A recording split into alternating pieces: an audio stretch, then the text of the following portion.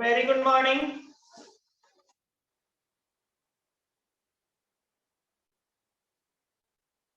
Very good morning.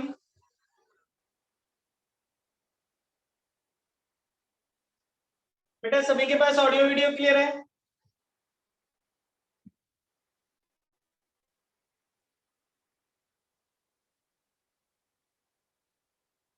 Yes, चलिए फटाफट से स्टार्ट करते हैं।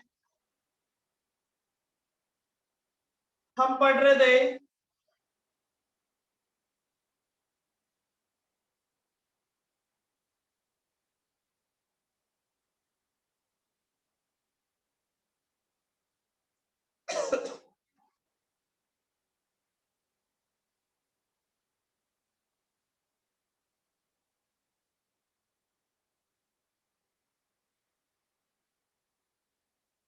चलिए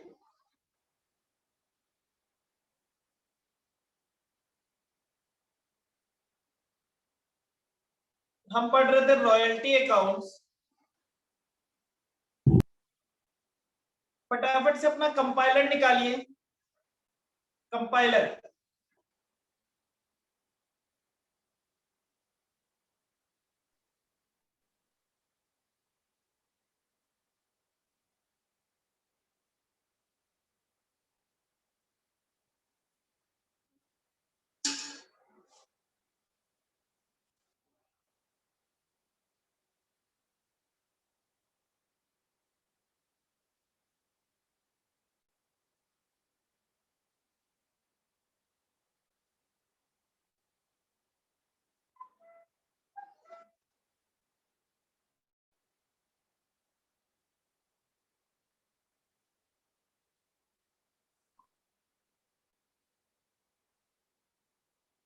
बेटा आज क्वेश्चन देखते हैं हम।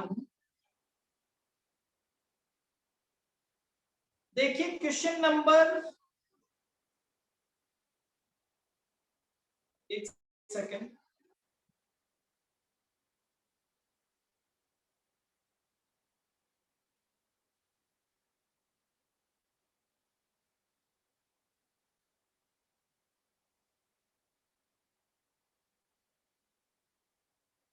क्वेश्चन नंबर 13 फटाफट से देखिए। क्वेश्चन नंबर 13 कंपाइलर में निकालिए।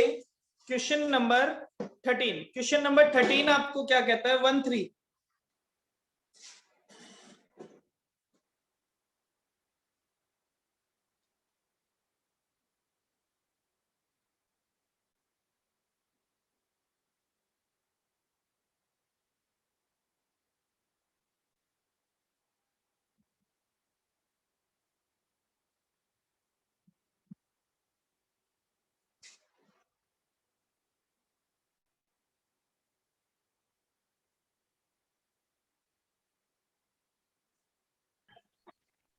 जन्नत बिछाई मैंने तेरे पागल मतलब पागल। मजे आएंगे मजे आएंगे। ये कौन है? सर सॉरी, वो मैं म्यूट करना भूल गई। Extremely sorry sir. अच्छा, तो क्लास के टाइम हम म्यूट नहीं भी करते हैं तो हम ये करते हैं। बहुत बढ़िया। No no sir, but sir वो एक्चुअली गलती से हो गया। I am extremely sorry sir. Next time. चलिए, समझने की चीज ये बेटा, मान लीजिए अभी तक हमने जब भी रॉयल्टी का क्वेश्चन किया तो रॉयल्टी में दो चीजें थी, लैंडलॉर्ड और ऐसा कह सकते हैं लेसी। एक लैंडलॉर्ड होता है और एक लेसी होता है। क्लियर? इन दोनों के बीच में एग्रीमेंट होता है। ये रॉयल्टी पे देने वाला होता है और ये रॉयल्टी पे लेने वाला होता है। डन?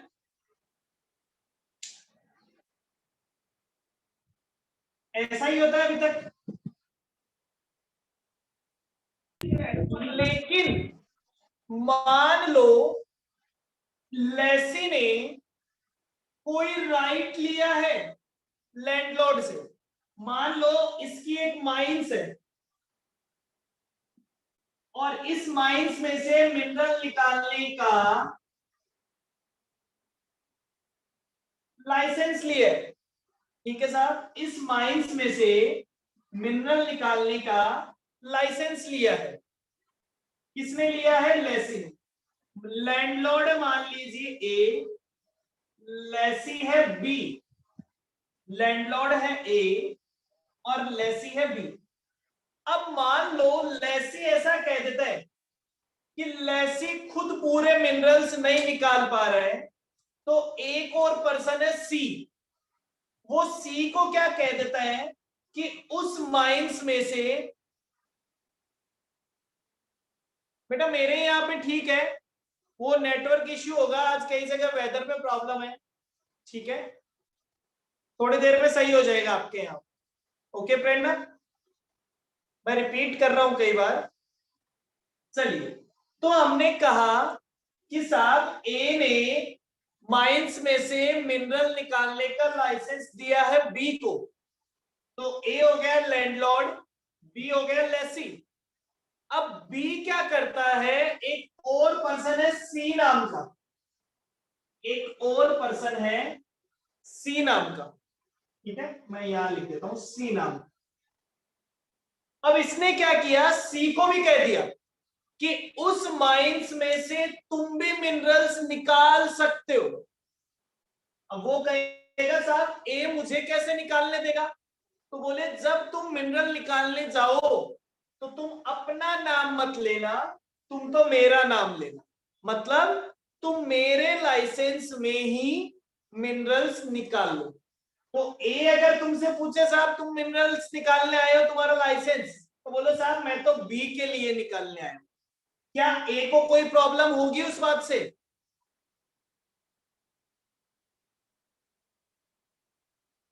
नहीं होगी। इसका मतलब एक एग्रीमेंट बना था ए और बी के बीच में, एक कॉन्ट्रैक्ट हो गया बी और सी के बीच में।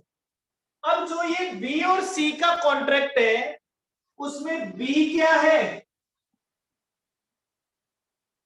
बी के पास एक राइट था। अब यहां पे राइट ए के पास नहीं, बी के पास भी एक राइट आ गया जो उसने ए से ले रखा है, और उसने उस राइट को क्या करते हैं, उसने उस राइट को सबलेट कर दिया, सबलीज पे दे दिया, आगे किसको दे दिया, सी को।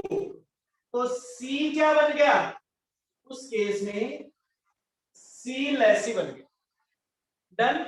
तो सबलीज के केस में हम कहते हैं ये सारा कॉन्सेप्ट किसका कहलाता है, ये कॉन्सेप्ट कहलाता है सबलीज का, जिसमें ए लैंडलॉर्ड है, बी लेसी है। अगर बी आगे किसी को सबलीज पे दे देता है तो उस वाले एग्रीमेंट के लिए बी लैंडलॉर्ड हो जाएगा और सी क्या हो जाएगा, लेसी हो जाएगा। डन, समझ गए मेरी बात? मतलब ये अपने आप में एक क्वेश्चन हो गया, दो क्वेश्चन हो जाएंगे, दो क्वेश्चन हो जाएंगे।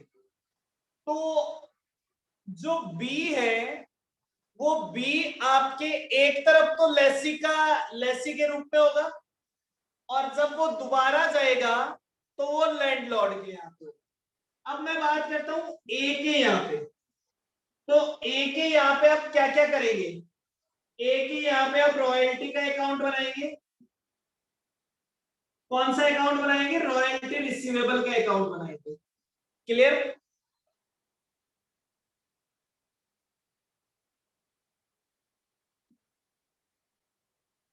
ए के यहाँ पे आप बी का अकाउंट बनाएंगे,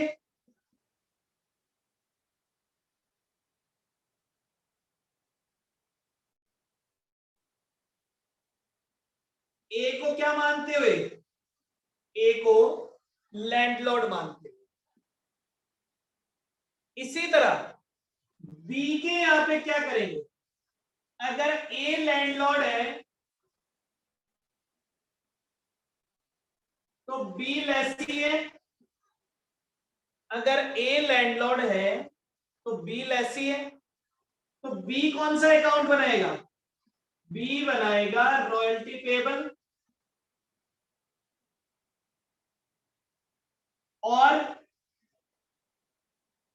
ये बनाएगा ए का अकाउंट रॉयल्टी पेएबल का अकाउंट बनाएगा और ए का अकाउंट बनाएगा।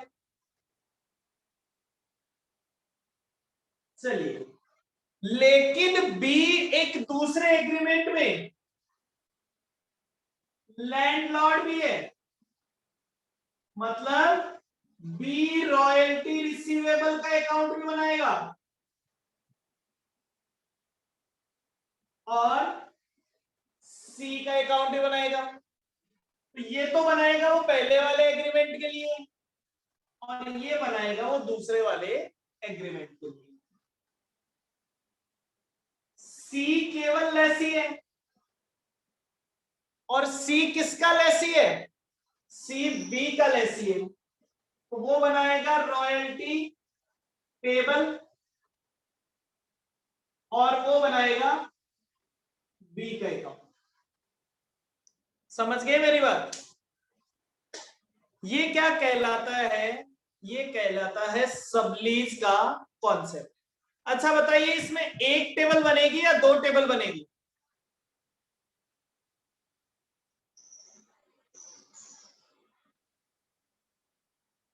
दो टेबल बनेगी। देखो, एक के यहां पे कोई फर्क पड़ा क्या? क्या ए की अकाउंटिंग आप वैसे ही कर रहे होंगे जैसे पहले कर रहे थे? बी के इस वाले केस की अकाउंटिंग आप वैसे ही कर रहे होंगे जैसे पहले कर रहे थे?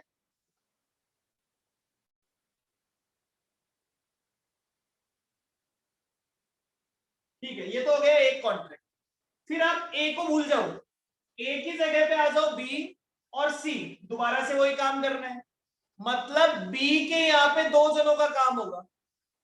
बी को एक बार लेसी माना जाएगा और बी को दूसरी बार में लैंडलॉर्ड माना जाएगा। डन?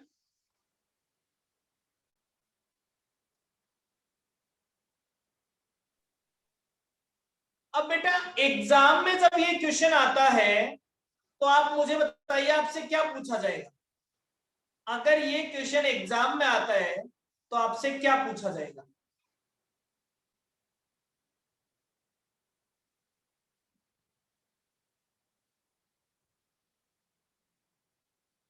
बी की बुक्स पूछी जाएगी, बिल्कुल। आपको केवल इतना सा किया जाएगा, prepare ledger accounts in the books of B.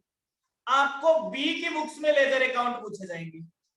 अब अगर आपसे बी की बुक्स के लेजर अकाउंट पूछे जाएंगे, इसका मतलब आपको दोनों टेबल बनानी पड़ेगी और दोनों टेबल बनाने के बाद आपको ये अकाउंट्स बनाने पड़ेंगे। अब देखो, आपने ये रॉयल्टी पेएबल बना लिया, मतलब ये रॉयल्टी रिसीवेबल ऑटोमेटिकली ऐसा ही है। ए का अकाउंट बना लिया तो बी का वैसा ही बनना है। ये दोनों बना लिए तो इन दोनों का काम हो गया। तो मतलब वो आपसे बी की बुक्स के अकाउंटिंग पूछ के सारा काम करवा सकता है। डन? तो ऐसे क्वेश्चन में आपसे हमेशा इस मिडल वाले पर्सन की अकाउंटिंग पूछी जाती है। डन? कर सकते हो, बस क्वेश्चन दो बार करना है।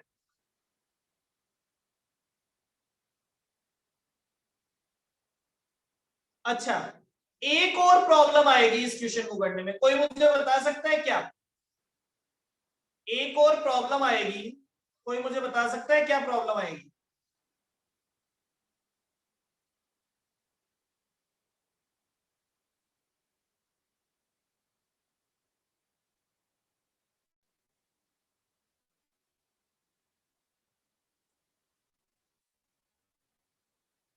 मैं कहता हूं इस क्वेश्चन को करने में हमें कुछ प्रॉब्लम आएगी। एक पॉइंट पे प्रॉब्लम और आएगी। क्या प्रॉब्लम आएगी?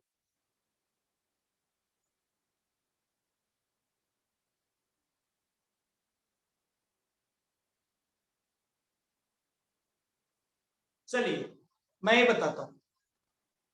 एक बात बताएं बेटा, ए जो पहला जो स्टेटमेंट बनाएंगे, पहली जो टेबल बनाएंगे, ए जो रॉयल्टी लेगा उसमें आउटपुट केवल ए से बी का लिखेंगे या ए से बी वाला भी लिखेंगे और बी और सी वाला भी लिखेंगे?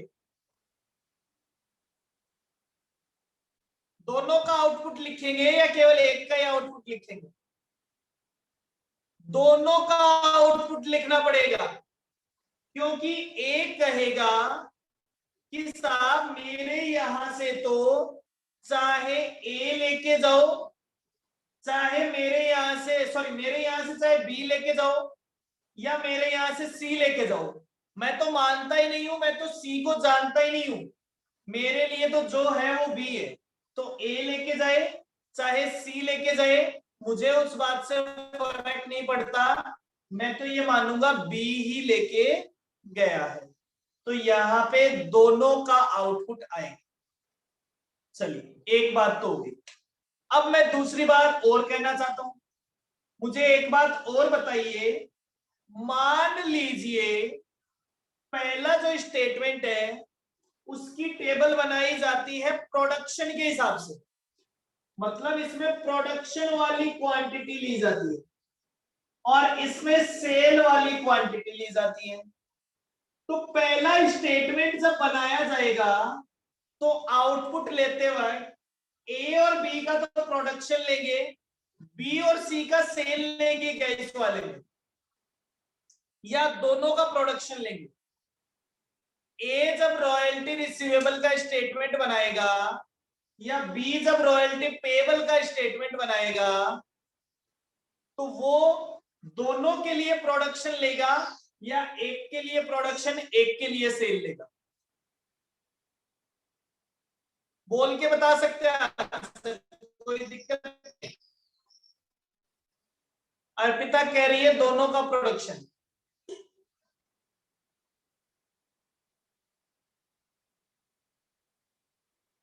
प्रोडक्शन ही लेगा बिल्कुल, क्योंकि बेटा ए सी को जानता ही नहीं है। ए कहता है आपने सी के साथ क्या एग्रीमेंट किया है मुझे कोई लेना देना ही नहीं है, मैं आपसे रॉयल्टी लेना चाहता हूं प्रोडक्शन के हिसाब से। तो अब आप लेके जाओ चाहे सी लेके जाओ, मुझे इस बात से कोई फर्क ही नहीं पड़ता, मेरे यहां से जितने मिनरल्स निकले होंगे मुझे तो प्रोडक्शन के हिसाब से रॉयल्टी देके चलेगा। ठीक है, क्लियर?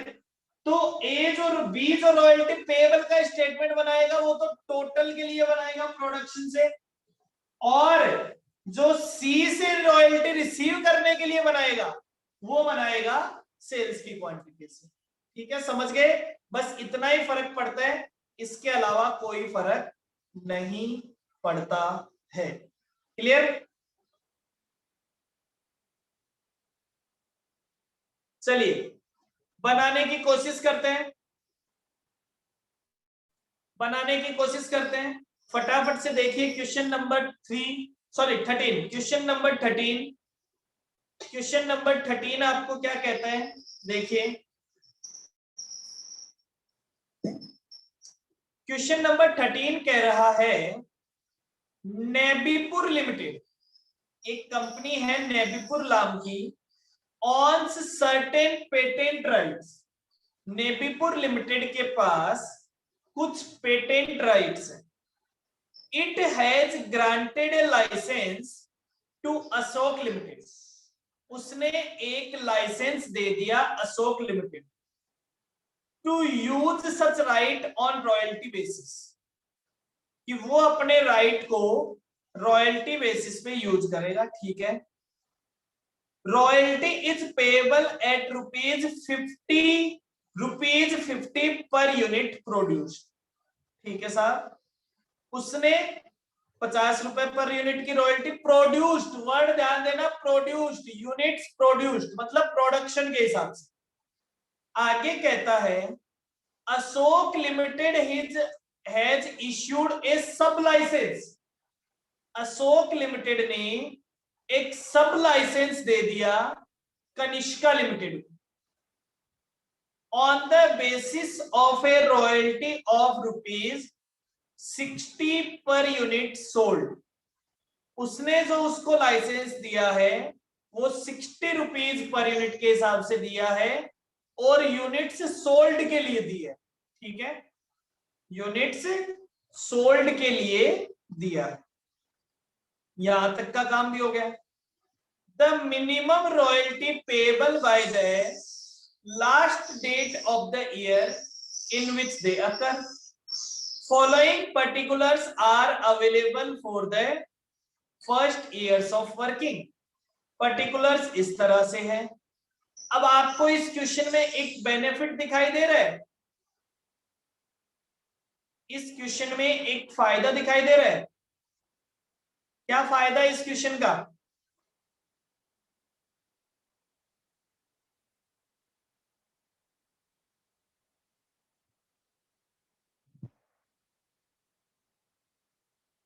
इस क्वेश्चन में कोई फायदा ही नहीं, मैं क्वेश्चन को करने में, ये क्वेश्चन इजी है क्यों? ये क्वेश्चन इजी है क्यों? प्रोडक्शन गिवन है कनिष्का का, नहीं और सोचिए।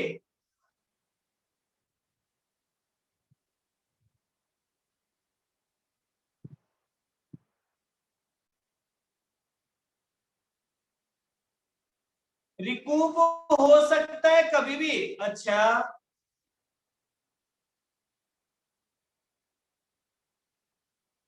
रिकूपमेंट के लिए एक्सेस वर्किंग होनी चाहिए। मुझे बताओ एक्सेस वर्किंग कैसे आएगी? रिकूपमेंट करने के लिए एक्सेस वर्किंग होनी चाहिए। अरे मिनिमम रेंट ही नहीं है। कौन कहता है 1 साल का बनाना है?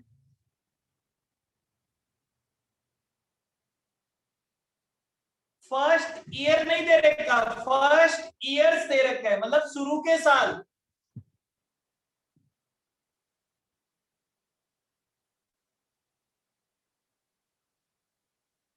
इस क्वेश्चन में मिनिमम रेंट ही नहीं है, और मिनिमम रेंट नहीं है मतलब ना मिनिमम रेंट, ना कोई शॉर्ट वर्किंग, ना कोई रिकूपमेंट, ना कोई लैप्स, ना कोई कैरी फॉरवर्ड, कुछ नहीं है। सिंपल सा क्वेश्चन, 4 लाइन का स्टेटमेंट बनाना है। केवल ध्यान क्या रखना है, जो आउटपुट निकालना है वो आउटपुट ही सारे क्वेश्चन का खेल है। वो केवल आपको क्या समझाना चाहता है, वो ये समझाना चाहता है कि आप आउटपुट किस तरह से निकालेंगे। तो मैं आपको दोनों स्टेटमेंट बना के समझा रहा हूं, फटाफट से मेरे साथ समझ लीजिएगा दोनों स्टेटमेंट, ठीक है? चलिए दोनों स्टेटमेंट बनाते हैं।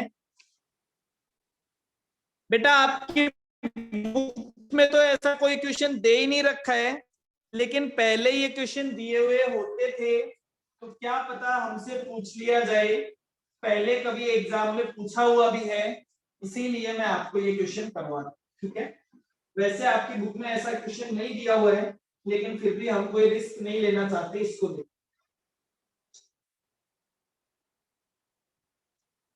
चलिए सबसे पहले हम बनाते हैं बी के द्वारा statement of royalty payable. B जो रॉयल्टी पे करने वाला है,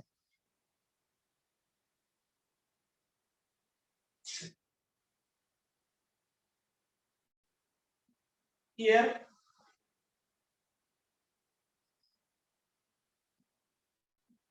आउटपुट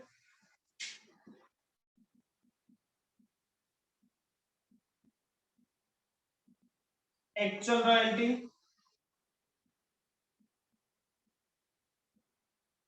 और रॉयल्टी पेबल, खत्म।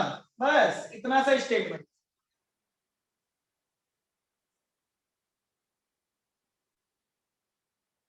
ये स्टेटमेंट बना रहा है रॉयल्टी पेबल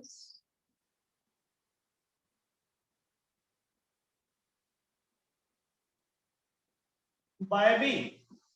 बी कितनी रॉयल्टी पे करेगा? अब एक चीज देखिए, बी को जो रॉयल्टी पे करनी थी वो रॉयल्टी प्रोडक्शन पे करनी थी। सॉरी बी नहीं है, यहां पे नाम लिखा हुआ है अशोक। बी का काम यहां कर रहा है अशोक।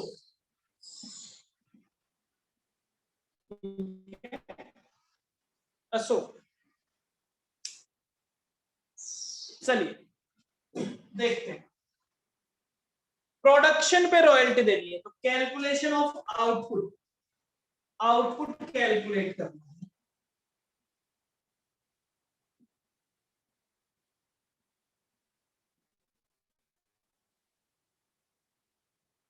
अब आउटपुट आपको दे नहीं रखा, आपको दे रखी है सेल्स और क्लोजिंग स्टॉक। अभी देख लेते हैं सबसे पहले देखिए सेल्स ईयर कौन कौन से हैं, year number 1, year number 2, year number 3। Sales कितनी यूनिट सेल की है, ये कहता है अशोक लिमिटेड ने 6000 यूनिट सेल की है, 7500 और 13500। इतनी सेल करने के बाद भी क्लोजिंग स्टॉक बचा हुआ है। कितना क्लोजिंग स्टॉक बचा हुआ है, 1500, 3000 और 4500। माइनस माइनस कर दीजिए ओपनिंग स्टॉक। ओपनिंग स्टॉक कितना है,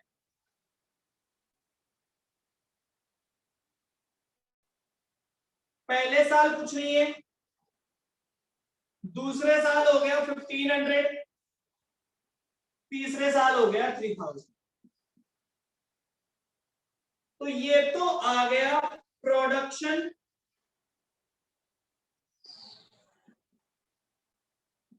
ऑफ अशोक। अशोक का प्रोडक्शन हो गया 7500, 9000 और 15000। ये तो केवल अशोक का प्रोडक्शन। इसे केवल अशोक का प्रोडक्शन चाहिए या कनिष्का का भी चाहिए,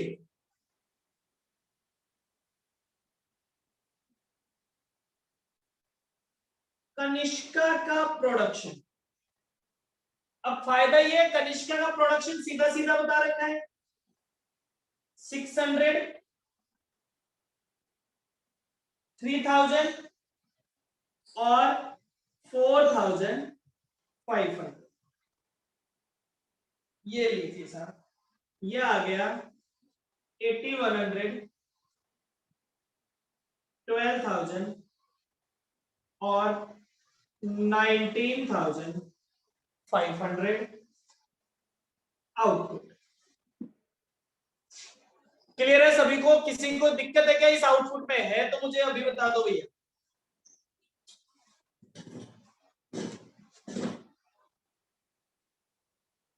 1 2 3 आउटपुट हो गया 8100, 12000 और 19500। रॉयल्टी पर टन कितनी है, रॉयल्टी पर टन है 50 रुपए। 50 तो मल्टीप्लाई कर दो 50 से, 50 से मल्टीप्लाई कर दो,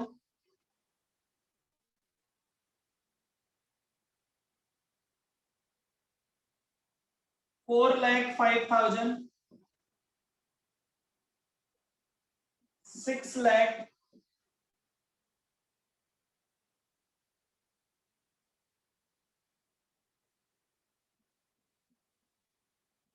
9,75,000 और इतना ही रॉयल्टी पेबल हो जाएगा।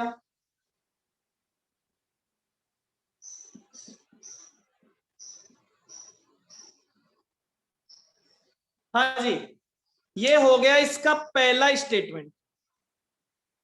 कोई दिक्कत है, इस स्टेटमेंट के हिसाब से आपको किसकी किसकी बुक में अकाउंटिंग करनी है, आपको पहले अशोक की बुक में अकाउंटिंग करनी है और नेबीपुर की बुक में अकाउंटिंग करनी है। कोई दिक्कत नहीं है।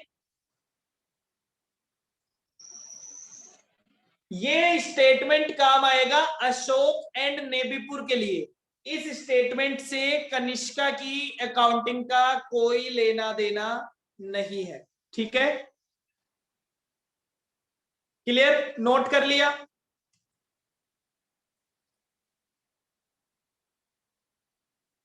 चलिए डन, हटा सकता हूं इसको।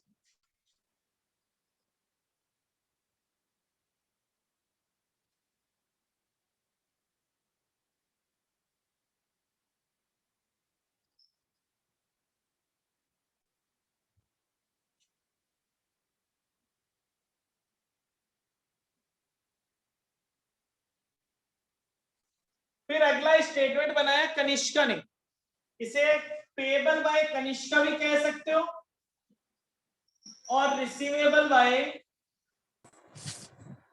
अशोक भी कह सकते हो। दोबारा 3 साल,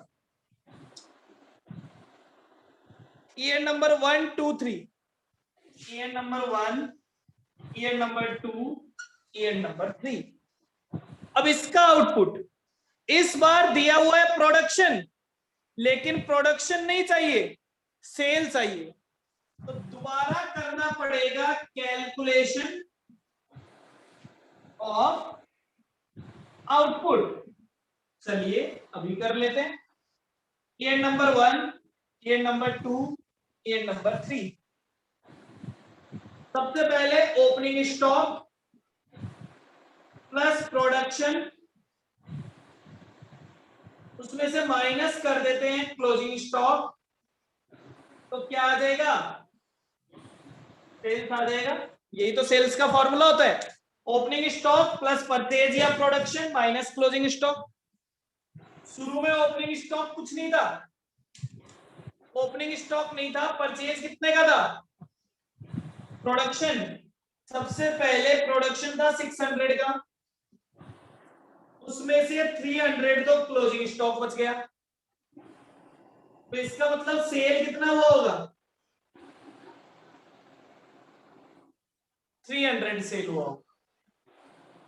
फिर दूसरे साल यहां का क्लोजिंग 300 था, तो यहां का ओपनिंग 300 होगा, प्रोडक्शन हो गया 3000 का, क्लोजिंग स्टॉक रह गया 600, तो 2700 का सेल आ गया। यहां का ओपनिंग हो गया 600, प्रोडक्शन हो गया 4500 माइनस 1350, तो 3850 लिख दीजिए। 300, 2700 और 3850। रॉयल्टी पर यूनिट है 60, तो डेट इज 18,000। ये वाले में बता दीजिए मल्टीप्लाइड बाय 60 करके।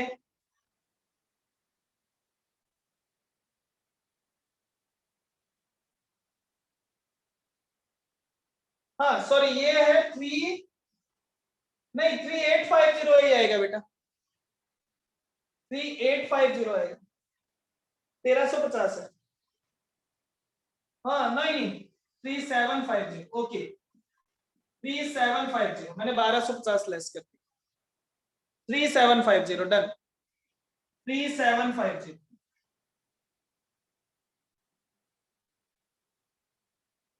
बताइए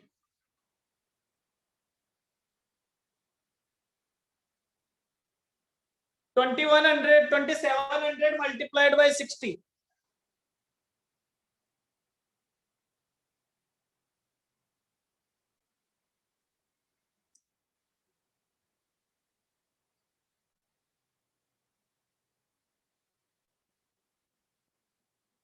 $1,62,000, 2,25,000, 2,25,000, 1,62,000 और 18,000। तो देखिए ध्यान से मेरी बात समझने की कोशिश कीजिए।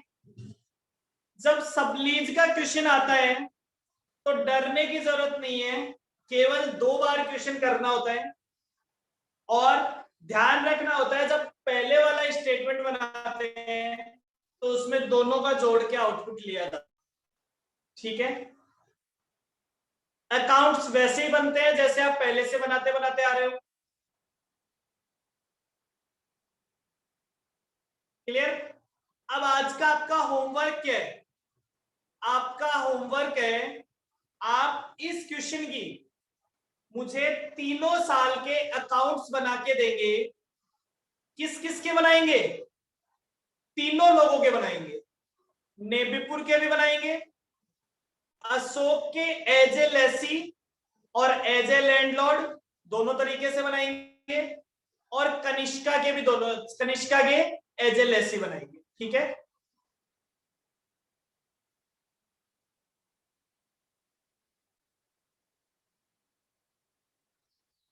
चलिए एक छोटा सा काम और कर लेते हैं, वो भी आपका होमवर्क है। क्वेश्चन नंबर 11 जो है, क्वेश्चन नंबर 11 मैं आपको क्वेश्चन समझा रहा हूं पूरा, समझ लीजिएगा, वो भी सबलीज का ही क्वेश्चन है। क्वेश्चन नंबर 11 भी सबलीज का ही क्वेश्चन है, ठीक है। उसकी टेबल भी आपको बनानी है और उसको सॉल्व भी आपको करना है, ठीक है। क्वेश्चन समझा रहा हूं पूरा, समझ लीजिए, फटाफट से निकालिए क्वेश्चन नंबर 11। क्वेश्चन नंबर 11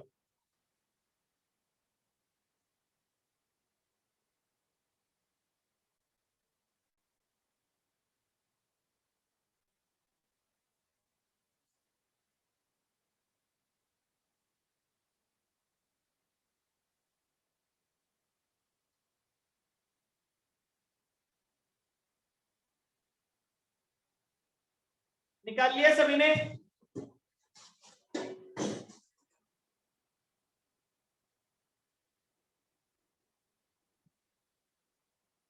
देखिए क्वेश्चन नंबर 11 आपको क्या कहना है, ये कह रहा है साहब, A Limited hold a lease of coal mines. A Limited एक कोयल माइंस की लीज होल्ड करती है फ्रॉम बी लिमिटेड। तो लैंडलॉर्ड कौन है? लैंडलॉर्ड है बी लिमिटेड और लेसी है A Limited. At a royalty of ₹2 per ton of coal produced. कोयला प्रोड्यूस करने पे ₹2 पर टन की रॉयल्टी, और मिनिमम रेंट कितना है? मिनिमम रेंट है 4000। The short working being recoverable out of the minimum royalty of next 2 years। Short working को अगले 2 सालों तक रिकूप किया जा सकता है। After working the mine for 2 years। पहले 2 साल तक ए अकेला ही था, उसने माइंस में से अकेले ही मिनरल्स निकाले, लेकिन उसको लगा इस तरह तो काम नहीं चलेगा, मैं पूरा काम नहीं कर पाता हूं। तो after 2 years A sublet part of the mine, उसने माइंस का कुछ पार्ट सबलेट कर दिया एक्स को, और वो उससे रॉयल्टी कितनी लेता है? रॉयल्टी लेता है 2.5 पर टन। मिनिमम रेंट कितना लेता है? मिनिमम रेंट लेता है 2000, और शॉर्ट वर्किंग को रिकूप करेगा फर्स्ट 3 years। मतलब उसने जो राइट दे रखा था वो फ्लक्चुएटिंग था, और एक्स को जो राइट दिया गया है वो फिक्स्ड राइट, ठीक है, कोई फर्क नहीं पड़ता उस बात से। आउटपुट इस बार सीधा प्रोडक्शन ही दे रखते हैं। ए का प्रोडक्शन पहले साल 1200, दूसरे साल 1400। पहले दोनों साल एक्स था ही नहीं, तीसरे साल से एक्स भी आ गया। तो पहला जो स्टेटमेंट बनाया जाएगा उसमें तो ए और एक्स दोनों का ऐड करके बनाया जाएगा, और दूसरे स्टेटमेंट में केवल एक्स का बनाया जाएगा। बना सकते हैं आराम से, मेरे हिसाब से इसमें आपको कोई दिक्कत नहीं होने वाली है। डन? क्लियर है क्या सभी को? है तो मुझे जल्दी से बता दीजिए।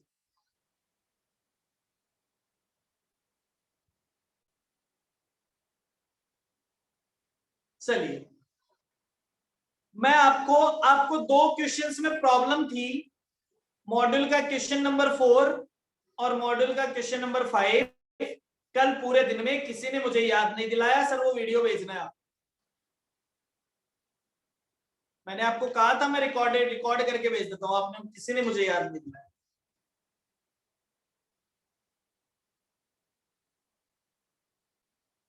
चलिए मैं अभी भेज देता हूं दोनों, क्वेश्चन नंबर 4 और क्वेश्चन नंबर 5।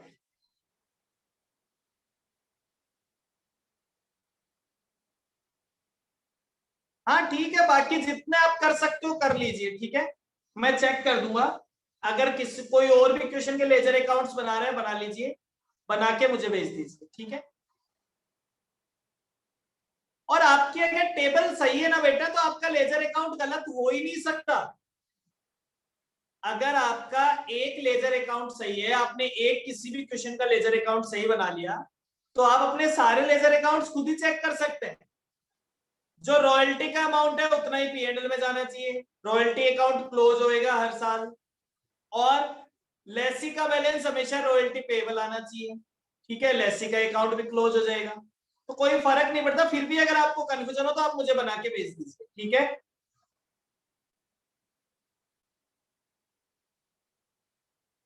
तो आपका होमवर्क क्या है?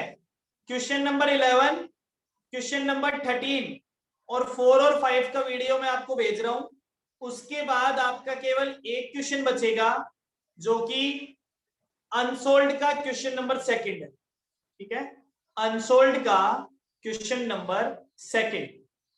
Okay, done. वो हम कल की क्लास में करेंगे और देन नया चैप्टर स्टार्ट करेंगे। अनसोल्ड का क्वेश्चन नंबर 2 कल की क्लास में करेंगे और देन नया चैप्टर स्टार्ट कर देंगे। ओके,